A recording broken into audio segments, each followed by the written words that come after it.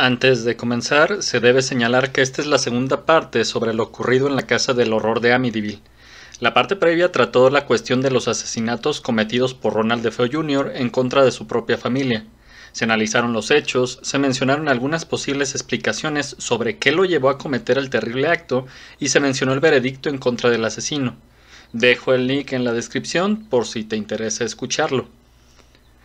2 semanas después de que el jurado declarara culpable a Ronald DeFeo por sus brutales asesinatos, la casa marcada con el número 112 de Oceans Avenue tenía nuevos inquilinos. Al traspasar el umbral, llenos de emoción al haber encontrado la morada de sus sueños, esas personas jamás imaginaron que tan solo 28 días después huirían despavoridos para no regresar jamás.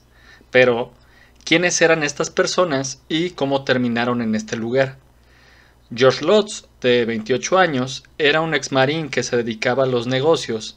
Él y su esposa Katie, o Katy dependiendo la fuente que se consulte, de 30 años, pasaron el verano de 1975 buscando la casa perfecta donde sus hijos pudieran crecer. Según sus estimaciones, visitaron más de 50 domicilios. Finalmente contactaron a Edith Evans, una agente inmobiliaria de la compañía Kutkin, quien les dijo que tenía el lugar ideal para ellos. Los llevó a una casa de estilo colonial holandés de 3 pisos, que tenía 6 dormitorios, sala, comedor, 3,5 baños, cochera para 2 autos, piscina con agua caliente y un embarcadero. Todo ello podía ser suyo por $80,000. George meditó por un tiempo. La cantidad excedía por $20,000 el presupuesto que él tenía contemplado. Sin embargo, cayó en la cuenta de que el precio en realidad era muy bueno. Calculaba que por todo lo que poseía, esa casa podía costar en realidad miles de dólares extras. Por eso, le preguntó a la vendedora el porqué del precio. Edith fue sincera, y les confesó que el espantoso asesinato de los DeFeo había ocurrido en ese lugar. El señor Lutz volvió a cavilar por unos minutos, y lo convenció el hecho de que la casa era espaciosa. Vaya, tenía hijos y ellos podrían jugar a sus anchas en un sitio así. Además, una recámara bien podría fungir como su estudio, y de esta manera trabajaría desde la comodidad del hogar sin pagar renta de oficina. Totalmente convencido, pues, volteó a ver a su esposa y le dijo: «Después de todo, los fantasmas no matan, las casas tampoco, solo matan las personas». Y cerró el trato para adquirir el 112.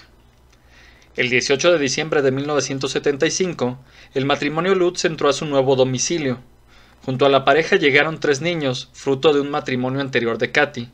Ellos eran Daniel, de 10 años, Christopher, de 7, y Melissa, de 5, a quien cariñosamente llamaban Missy, sin olvidar a su mascota, un perro de nombre Harry. El matrimonio Lutz era católico, y como forma de empezar con el pie derecho su nueva vida, sin yo descartar la idea de que fuera una precaución extra por lo acontecido en el lugar, solicitaron al padre Ray Pecoraro que fuera a bendecir la casa. El sacerdote recorrió cada rincón del inmueble rociando agua bendita y musitando oraciones. Al llegar a una habitación en particular, que no sé cuál era porque las fuentes difieren en su versión, unas dicen que era el cuarto del matrimonio DeFeo, otros más van a apuntar que fue en la recámara de los pequeños, John y Mark, y las menos que en el sótano. Lo importante de todo esto es que en ese preciso instante, Pecoraro comenzó a sentir mucho frío y que el ambiente a su alrededor se tornaba pesado. Y sin esperarlo, escuchó claramente cómo una voz ronca le ordenó: «Sal de aquí», seguido de la sensación de que lo golpeaban en el rostro. A pesar del miedo que lo embargó, el sacerdote se logró calmar y continuó apresuradamente su tarea. Al finalizar, declinó la invitación de la familia de quedarse a comer y salió de la casa sin decir lo que había sucedido. No obstante, antes de irse le describió a George Lutz la habitación donde había sido agredido y preguntó sobre el uso que le darían. Al enterarse que planeaban convertirla en un cuarto de costura, el religioso aprobó la decisión y de manera discreta aconsejó que nadie durmiera en ese sitio. Después de comer, los habitantes prosiguieron con el acomodo de sus pertenencias. Y ahí notaron que Harry estaba bastante alterado.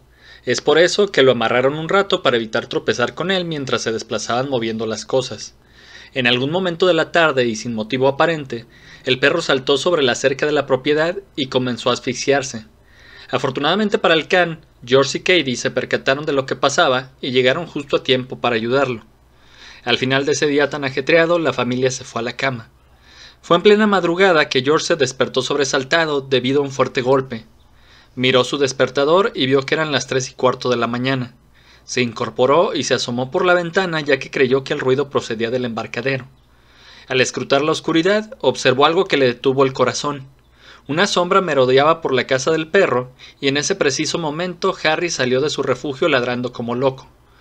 George dejó velozmente la habitación, bajó las escaleras, abrió la puerta principal e inició el registro de su propiedad, mas no pudo encontrar al intruso. Lo único raro que notó al recorrer el lugar fue que el embarcadero estaba abierto, aunque él estaba seguro de haberlo cerrado con llave antes de ir a dormir. Con este acontecimiento se inició una rutina que no fue nada placentera en la vida de George Lutz. Siempre dentro de la casa sentía un frío terrible, que no podía ser calmado a pesar de estar encendida la calefacción. También comenzó a descuidar su aspecto personal y estaba usualmente de mal humor. Además, casi a diario despertaría a las 3:15 de la mañana, misma hora en que la familia de Theo fue asesinada. Al mismo tiempo, la familia comenzó a presentar cambios alarmantes en su comportamiento. Katie se sentía intranquila, aunque no podía explicar la razón, y los niños peleaban demasiado, lo que llevó a sus padres a reprenderlos de manera física con el uso del cinturón y de una cuchara de madera. Cierta ocasión por la mañana, Katie estaba en la cocina cuando sintió que alguien la abrazó por detrás. Antes de que volteara a ver quién era, sintió que una mano que no podía ver se posaba arriba de su mano derecha y le dio unas palmaditas. Hasta pudo percibir el olor de su perfume.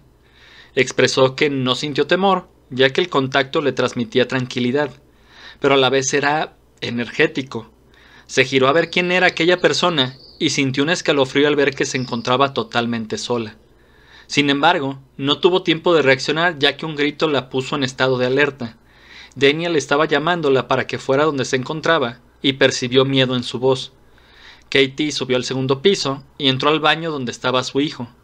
Ahí miró que la porcelana del excusado y el lavabo estaba embadurnada con una sustancia oscura. En un principio ella pensó que todo se debía a que el agua estaba sucia, pero al tratar de limpiar se dieron cuenta de que este no era el caso, sino que la misma porcelana supuraba esa cosa desagradable.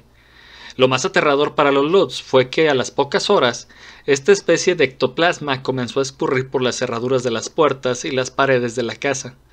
Llevaron varios fontaneros y albañiles, mas no fueron capaces de detectar de dónde procedía esta sustancia. Por si no fuera suficiente, ese mismo día en el cuarto de costura se toparon con una invasión de moscas. George y Daniel fueron los encargados de intentar matarlas a todas y, según sus cuentas, había alrededor de 80 insectos. Lo extraño de esto es que era pleno invierno y no era posible que las moscas estuvieran activas, por no decir vivas, en esa época de nevadas. A las 3:15 de la mañana siguiente, George despertó. Se sentía inquieto y decidió bajar y checar que la puerta de la casa de botes estuviera cerrada. Al llegar a la mitad de las escaleras que llevaban hacia la planta baja, se detuvo de golpe al observar que la puerta principal estaba reclinada en una de las paredes. Había sido arrancada de su sitio con tal fuerza que la habían sacado de los goznes. Una vez que se calmó, intentó encontrar la lógica de lo que estaba ante sus ojos, pero no fue capaz de desvelar cómo es que ninguno de ellos no hubiera sido capaz de escuchar la puerta siendo movida, ya que simplemente por su gran peso debió de haber hecho un gran estruendo al ser desplazada de su lugar. Más tarde, Katie estaba surciendo ropa en el cuarto de costura cuando vio entrar a Missy. La pequeña comenzó a hurgar en unas cajas mientras tarareaba una canción. Su madre se quedó pensativa, ya que la tonada no era alguna que le hubiese enseñado.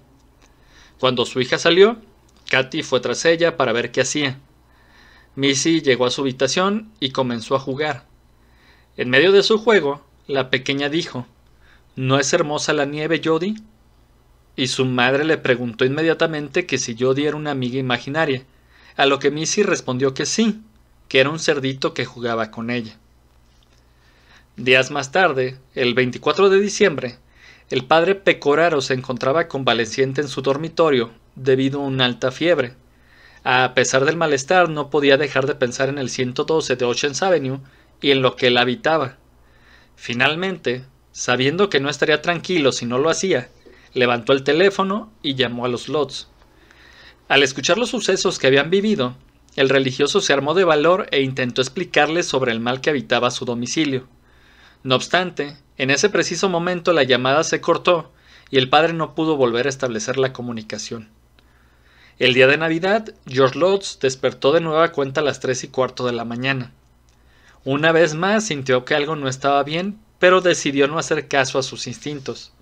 Se giró en la cama, miró a su esposa dormida y le tomó la mano. En ese instante, Katie se incorporó gritando aterrada. Le dispararon en la cabeza. A la de Feo le dispararon en la cabeza. Cuando su esposo logró tranquilizarla, ella le aseguró que en su sueño vio cómo Louise de Feo era asesinada por un hombre que portaba una escopeta y que incluso sintió el impacto de la bala en su cabeza, como si lo hubieran herido también a ella. Puesto que ya estaba totalmente despierto, George aprovechó para revisar la casa de botes. Durante el trayecto le tranquilizó ver que tanto la puerta principal como la del embarcadero estaban intactas y cerradas como él las dejó. Aliviado, dio media vuelta para dirigirse a su cama y poder dormir de nuevo. Por alguna razón levantó la vista y observó la casa. Algo llamó su atención en la ventana del cuarto de su hija pequeña. A través de ella vio a Missy mirándolo atentamente. Y de pronto se quedó petrificado de la impresión, ya que detrás de la niña se alzaba otra cosa y era enorme. Finalmente, George comprendió de qué se trataba. Era un colosal cerdo parado en sus patas traseras. El animal parecía amenazante, en especial por sus ojos rojos que denotaban maldad. El hombre reaccionó ante el peligro que corría su hija y comenzó a correr. Entró a la casa y subió velozmente las escaleras. Al abrir la puerta de la recámara de Missy, encontró todo en calma. La pequeña estaba profundamente dormida boca abajo y en ningún sitio había rastro de un enorme puerco. Nervioso, George regresó a su habitación y le contó a su esposa lo sucedido. Ahí fue donde se enteró que la niña solía jugar con un cerdito llamado Jody que solo ella podía ver. Días después, con la intención de pasar la celebración de Año Nuevo en familia, llegaron a la casa Jim, hermano de Katie, acompañado de su esposa Carrie. El día transcurrió sin ningún suceso desagradable, pero todo cambió durante la noche. Les habían cedido la habitación de Missy, y en plena madrugada se escucharon los histéricos gritos de Carrie. El matrimonio Lutz entró en la recámara y encontró a sus invitados en el suelo. Jim estaba tratando de tranquilizar a su mujer. Después de algunos minutos, ella pudo controlarse lo suficiente para contarles que mientras dormía tuvo un sueño bastante real, en donde un niño estaba sentado en una especie de banquito que se encontraba a los pies de la cama. El pequeño comenzó a tocarle los pies y le pedía ayuda una y otra vez, diciéndole que se encontraba enfermo y que sentía que su mal lo quemaba desde dentro. Carrie les aseguró que al sentir el calor que emanaba de las manos del pequeño, despertó sobresaltada. Pero su terror llegó al límite cuando al abrir los ojos vio al pequeño en el mismo lugar que lo había soñado, y fue cuando comenzó a gritar. Jim y Katy trataron de consolarla, asegurándole que todo había sido un truco de su mente, ya que no había despertado del todo. Sin embargo, George tenía sus dudas y se atrevió a posar su mano sobre el banco de los pies de la cama, y en cuanto tuvo contacto con el objeto pudo corroborar que se encontraba tibio, como si una persona hubiera estado sentada en él. A pesar de que sus planes eran quedarse unos días, Jim y Carrie partieron en la mañana, ya que ella no quiso pasar ni un segundo más en la casa. Después de eso, Katy se encontraba acomodando cosas en la alacena del sótano, cuando por algún motivo uno de los muros cedió dejando un boquete. La mujer se asomó para ver qué había y descubrió un pequeño cuarto del que no sabían nada, ya que no se les dijo de su existencia y no venía señalado en los planos. Llamó a su marido, quien comenzó a quitar las tablas que impedían el paso al cuartito. De pronto pudieron percibir una pestilencia como a carne podrida. Al entrar vieron con cierto temor que había un pozo tapiado en el centro, pero el fétido olor provenía de él. El matrimonio se dispuso a investigar la razón de la existencia de este lugar. Al preguntar con los vecinos, se enteraron que los de Feo criaban cerdos, no para venderlos, sino para consumirlos ellos, y por eso llegaron a la conclusión que ese espacio en el sótano debía ser el matadero. Al descubrir esto, ataron cabos y creyeron que este lugar, que supuraba una vibra horrenda, sería el origen de la cerdita Jody y el cerdo que vio George. Lo que hicieron fue tapar debidamente el pozo y al cuartito se le conoció como el cuarto rojo, ya que lo pintaron de ese color y por alguna macabra y extraña razón lo destinaron como cuarto de juego de los pequeños. A pesar de todo lo sucedido, el matrimonio no abandonó la casa. Esto es bastante habitual en este tipo de casos. Yo sé que resulta descabellado el no huir de un sitio que pues te está aterrorizando, pero el motivo de este comportamiento siempre se repite y es de lo más lógico. Las personas que sufren de esto no tienen a dónde ir por lo general. Y es verdad, en el caso de los Lutz habían gastado todos sus ahorros en el 112 de Oceans Avenue y ya no podían comprar o rentar otra casa. No obstante, todo tiene un límite y sería Katy la que ya no podría soportar más, debido a que fuera lo que había en aquel lugar, parecía ensañarse con ella. Una noche George se despertó a la hora usual y se llevó un susto de muerte ya que vio a su mujer levitando unos 10 centímetros sobre la cama. Lo más terrorífico fue que al observarla se percató que el rostro de su mujer no se parecía nada al de ella, ya que aparentaba ser el de una mujer de unos 80 años.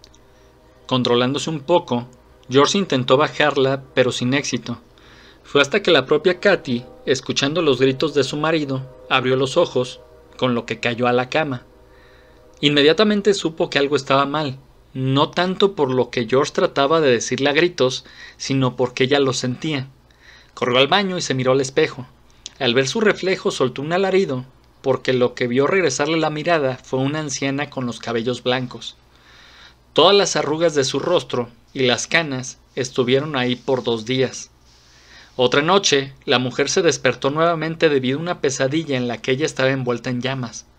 Lo que en realidad la había hecho levantarse no era tanto el miedo, sino el dolor tan intenso debido a las llamas. Un dolor que no se fue a pesar de despertar. Es por ello que Katy se levantó su pijama para revisar su cuerpo, y aterrorizada observó cómo había varias quemaduras en el espacio que iba de sus senos al pubis.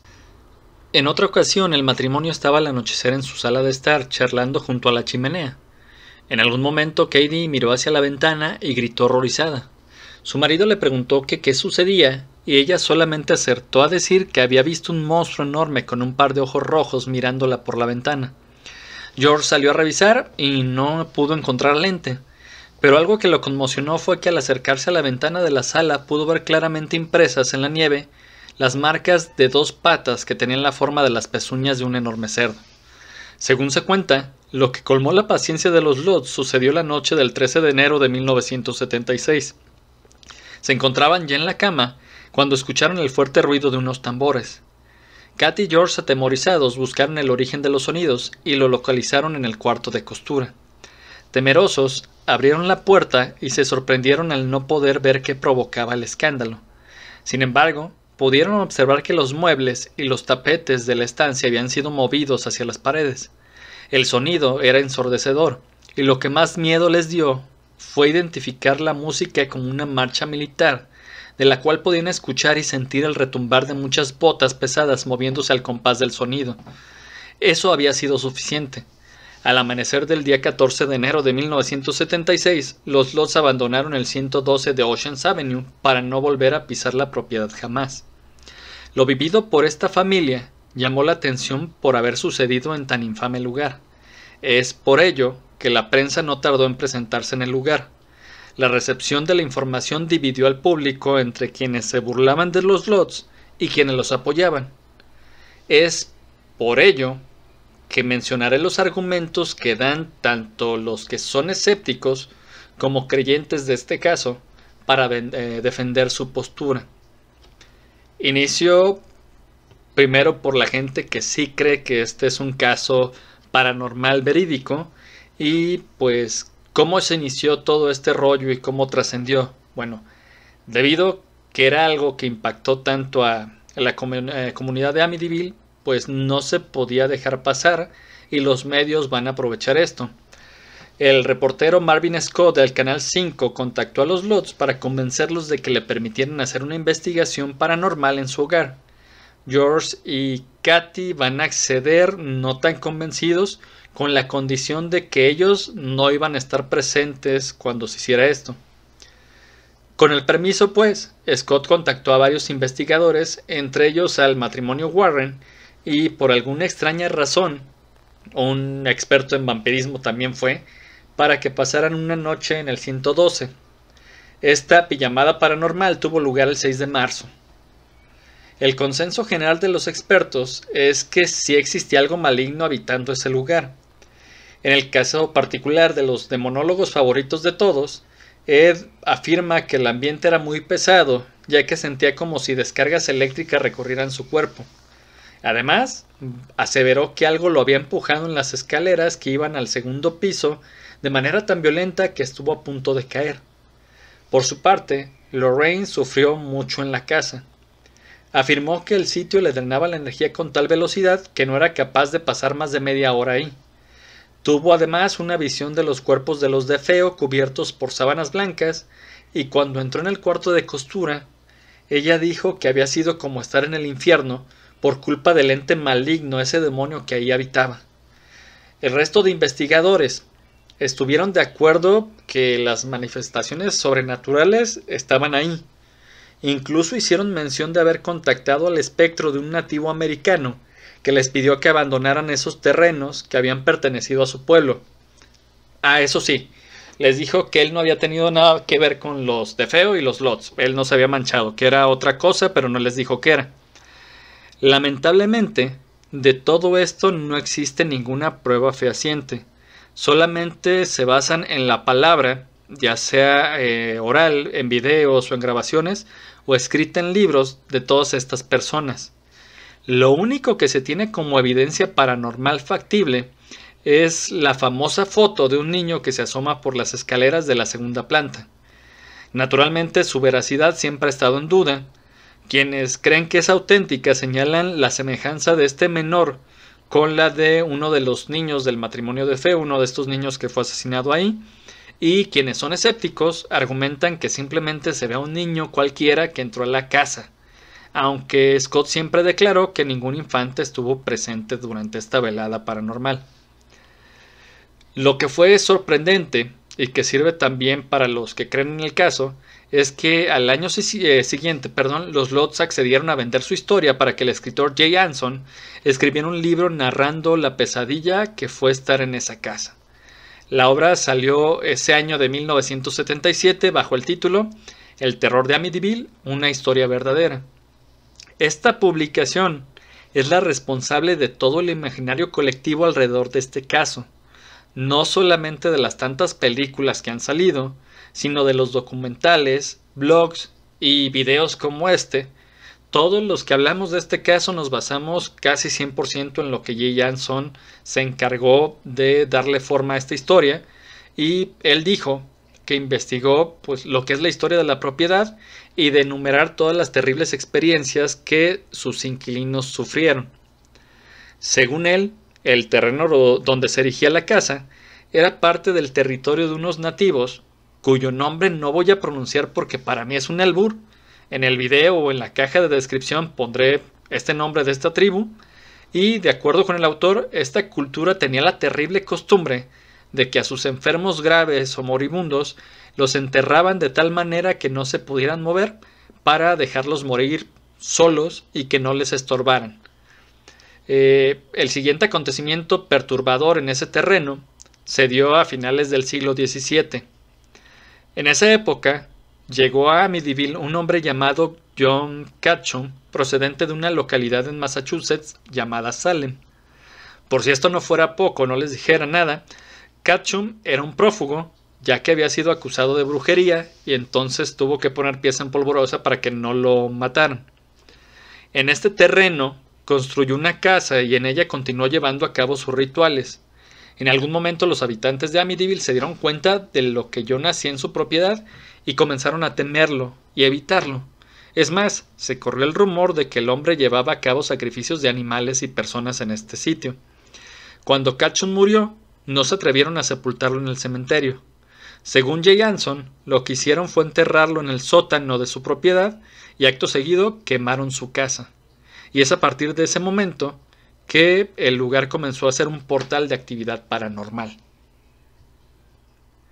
Va a ser hasta 1928 cuando se construyó la casa actual, y pues se dieron ya después, ya a finales del siglo XX los acontecimientos de los asesinatos de los DeFeo y todo lo que se ha dicho sobre los Lutz, donde añade, cosa que yo omití en el relato ya para no hacerlo más largo, que dentro de la casa Katie, George y Daniel se les tuvo que hacer un exorcismo para librarlos del ente que los había aterrorizado y que ya lo estaba poseyendo, y que esa noche se soltó una tormenta de nieve espantosa, reventó vidrios, cerraduras, todo este tipo de cuestiones.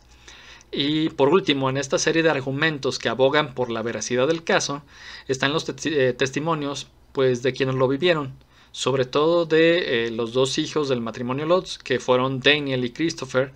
Ellos dos sí creían que algo pasó aquí, pero no culpan ni a Ronald DeFeo ni a todo lo escrito por Jay Anson.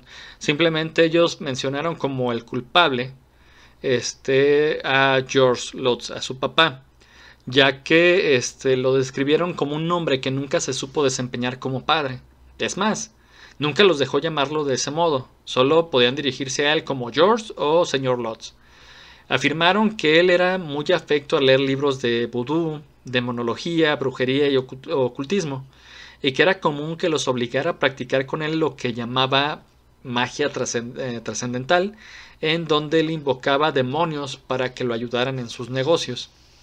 Sostienen que la cuestión del exorcismo sí fue real, ya que los entes los siguieron a su nuevo hogar. Esto quiere decir que, pues según ellos, sí hubo un exorcismo, pero no fue en la casa de Amityville, tuvo que ser en el nuevo sitio.